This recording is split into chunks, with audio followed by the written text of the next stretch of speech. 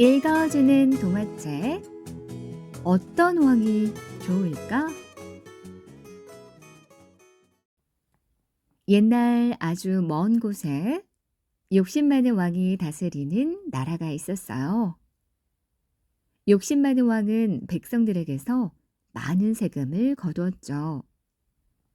가을에는 수확한 곡식의 절반을 가져가고, 겨울에는 창고에 남은 식량의 절반을 가져가고, 봄에는 아무것도 낼 수 없는 농부들의 땅을 빼앗았어요. 여름에는 빈털터리가 된 백성들을 데려다 강제로 일을 시키고, 다시 가을이 되면 자신의 땅에서 곡식을 거두게 했어요. 그렇게 해서 왕은 점점 부자가 되었지만 백성들은 점점 가난해지고 왕의 노예가 되었죠. 견디다 못한 백성들은 힘을 합쳐 왕을 쫓아내기로 했어요. 이렇게는 못 살겠다. 못된 왕을 몰아내자. 우리는 욕심꾸러기 왕은 필요 없어. 백성들은 왕의 군대와 용감히 싸워서 이겼어요. 욕심 많은 왕은 자신의 왕국에서 쫓겨났죠. 의리의리한 궁전을 차지한 백성들은 앞으로 어떻게 나라를 다스릴 것인지 회의를 했어요. 우리가 왕을 뽑자. 그래, 우리들 중에서 제일 훌륭한 사람을 왕을 뽑아서 나라를 다스리게 하자고. 전국의 마을에서 가장 똑똑하고 멋지고 친절한 사람들이 왕의 후보로 뽑혔어요. 백성들은 그 중에서 가장 잘생기고 옷을 멋지게 입은 사람을 왕으로 모시기로 했죠.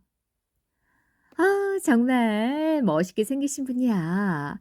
우리들의 왕이 저렇게 멋진 분이면 다른 나라에서도 업신여기지 못할 거야. 멋쟁이 왕은 한동안 나라를 잘 다스렸어요.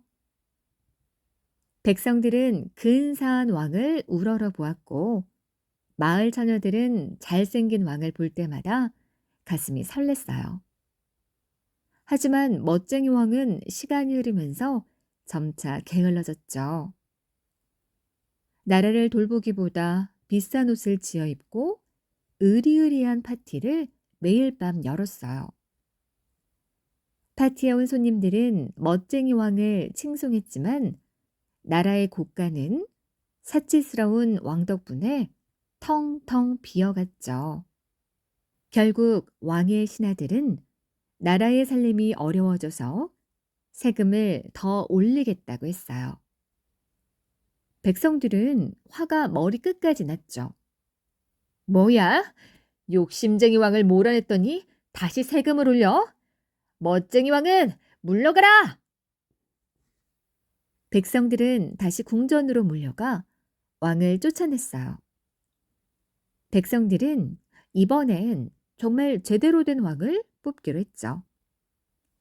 멋지고 잘생기면 뭐래? 똑똑한 왕을 뽑아야지. 우리나라에서 가장 똑똑한 사람을 왕으로 뽑자고. 백성들은 공부를 아주 많이 하고 똑똑한 학자를 왕으로 뽑았어요.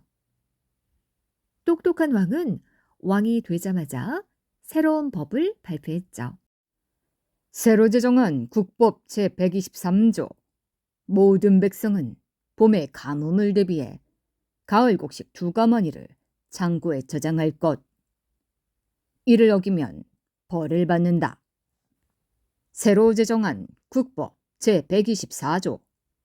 모든 여자들은 20살이 되면 결혼을 해서 아이를 낳아야 한다. 이를 어길 시 왕실의 하녀가 된다. 똑똑한 왕은 매일같이 새로운 법과 규칙을 만들었어요. 처음에는 나라의 질서가 잡히고 백성들이 이를 따랐지만 왕이 사사건건 백성들의 하는 일에 간섭을 하자 백성들은 짜증이 났죠. 아니, 무슨 법이 이렇게 많아? 우리를 전부 죄인으로 만들 셈이야? 그러게. 왕은 세상에서 자기가 제일 똑똑한 줄 아는 모양이야. 백성들은 교만한 왕을 더 이상 참지 못하고 궁전으로 몰려갔어요. 똑똑한 왕은 성난 백성들을 보자 덜컥 겁이 나서 달아나고 말았죠. 백성들은 멋지고 잘나고 똑똑한 사람은 더 이상 믿을 수 없다고 생각했어요. 우리를 깔보고 무시하는 왕은 더 이상 못 참겠어. 착하고 순한 사람을 왕으로 뽑자. 우리처럼 평범하고 착한 사람을 왕으로 뽑아야 해. 전국에서 마음씨 착하다고 소문난 사람들이 왕이 되기 위해 몰려왔죠. 백성들은 그 중에서 제일 순하고 착한 사람을 왕으로 뽑았어요. 착한 왕은 백성들에게 고맙다고 고개를 숙여서 인사를 했어요. 고맙습니다. 여러분이 저를 왕으로 만들어 주셨으니 여러분을 제가 왕으로 모시겠습니다.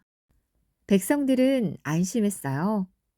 왕이 너무나 착해서 백성들을 괴롭히지 않을 것 같았어요.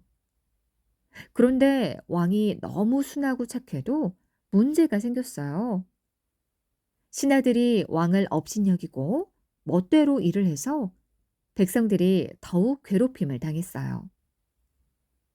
백성들은 왕에게 못된 신하들을 벌 주라고 부탁했지만 마음이 약한 왕은 어찌할 줄 몰랐어요. 왕이 신하들에게 잔소리를 하면 오히려 신하들이 왕을 협박했죠. 전하, 자꾸 잔소리를 하시면 직접 모든 일을 하시지요. 나라 일은 매우 복잡합니다. 전하께서 어찌 이렇게 어려운 일을 하시렵니까? 왕은 점차 허수아비처럼 되고 몇몇 신하들이 나라의 모든 일들을 결정하고 나라의 돈을 사사롭게 썼어요. 백성들은 다시 궁전으로 몰려가 무능한 왕을 쫓아내고 나쁜 신하들은 감옥에 가뒀어요. 백성들은 어떤 왕을 뽑아도 나라를 제대로 다스리기 어렵다는 걸 알았어요. 왕을 정하지 말고 우리가 그냥 함께 나라를 다스리자. 아, 그래. 마을에서 한 명씩 사람을 뽑아서 함께 모든 걸 결정하자고. 그날 이후로 백성들은 궁전에 마을 대표들이 모여서 중요한 나라 일들을 결정했어요. 마을 대표들의 생각이 같으면 그대로 일을 하고 만일에 서로 생각이 다르면 찬성과 반대로 나누고 양편의 숫자를 세어 많은 쪽으로 결정했어요. 찬성이 많으면 그대로 일을 하고 반대가 많으면 일을 하지 않았어요. 왕이 없이 나라를 다스리는 것도 쉽지는 않았죠. 마을마다 생각이 다르고 이쪽 마을에 도움이 되면 저쪽 마을에는 손해가 되었어요. 마을 대표들끼리 밤새도록 싸우기도 했죠. 왕이 다스릴 때보다 시간이 오래 걸리는 일들이 많았어요. 하지만 백성들은 다시는 왕을 뽑지 않기로 했죠. 많은 사람들이 모여서 나랏일을 결정하는 게 번거롭고 귀찮지만 왕에게 괴롭힘을 당하는 것보다는 나으니까요.